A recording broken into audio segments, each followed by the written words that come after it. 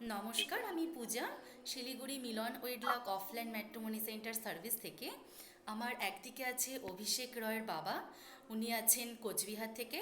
আরেকদিকে আছে চন্দনা ধরের দিদি, উনিও আছেন কোচবিহার থেকে। তো আমরা প্রোফাইল এক্সচেঞ্জ করেছি, দুপক্ষের পছন্দ হয়েছে, একটা কথা বলানোর ব্যবস্থা করা হয়েছে।